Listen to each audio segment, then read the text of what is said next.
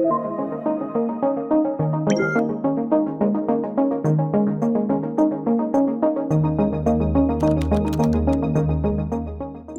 everyone. I am Catherine, and I'm going to be your host for today. I am joined by the amazing range of speakers today. We have Alexandra Soroko from Visa, and we have Michael Batuev from WeFi.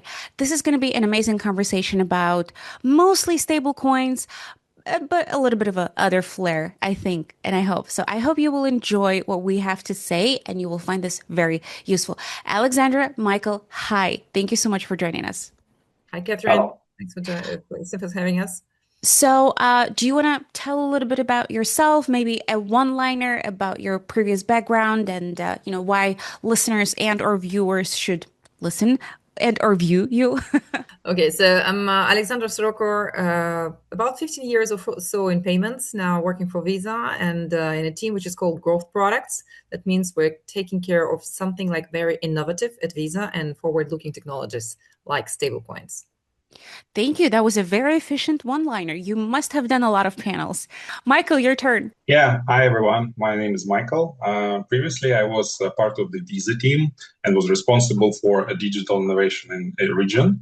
We done a lot of very important things for Apple Pay and Google Pay in multiple markets. Right now, I'm responsible for global payments for WeFi platform and doing interesting part with the blockchain. All right, I'm gonna follow up a little bit later on what you've said for Apple Pay and innovation part, but I'd like to go back to Alexandra.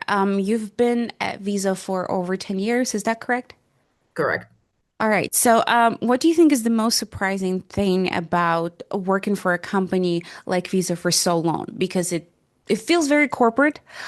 It feels like it has a lot of rules, but maybe there is something that people don't expect or understand about working for so long for a company like that. Yeah, that's a very good point. I wouldn't expect I would do so neither, because Oh, before I was wow. changing every 2 or 3 years. But I think this is what fascinating being at Visa. The company changes very fast and actually stays a leader. And more longer I work, faster I see the company actually adapting and taking the bold moves. And this is what I think kept me staying here, because every year is a different. Not only the ecosystem, payment ecosystem evolves. There's such a new variety of payment methods which appear. What I like at Visa, we take risk and we actually invest in new things and we try new things. And I think this is the most fascinating part of being in a big corporate that remains a very fintech. This is very surprising, actually. I would never thought that it moves a lot faster than I thought. But yeah, very good to know. Thank you. Michael, you have worked for Visa, right? And you then left what we call a corporate world to come to a more volatile environment, let me put it that way. So, and you're now working with WeFi. What is the difference between a big company, a big tech company, big finance company, and a crypto company? Is it very different? And do you really like it? I think that's my main question.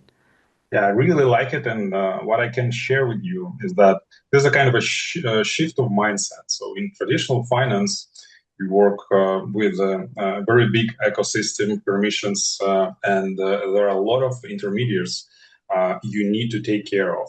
In crypto, the infrastructure is very open and settlements is final. So crypto moves closer to the user, and it is less about managing processes and more about designing the systems for the user. All right. I have a follow-up. So, as the main topic of this conversation is stablecoins, which is obviously, it's not very new for the crypto market, but it is a very new thing for finance and tech companies. So, something that could be called innovation of some sort. And it does require several solutions and obviously approval from different sides of the company. So, Alexandra, I was really wondering, can you tell us how Visa decided to look into stablecoins and what it took to actually starting to provide them? I would return to my previous point is I think that Visa was actually very carefully observing all the big shifts and big innovation happens in a payment broader. We used to have talking about fintechs, BNPL, QR code acceptance. There are many things which happened across the last 10 years. And so I think what we definitely do is that we do invest and we take care about every new big trend. So when we think about crypto at Visa, the first crypto link card was launched 10 years ago. And our crypto team was formed in 2018. Wow. Well, it was not a very kind of hype market. It was actually like a low market for crypto pricing, because we saw more an infrastructure play around that than just another payment method. And I think this is fundamental.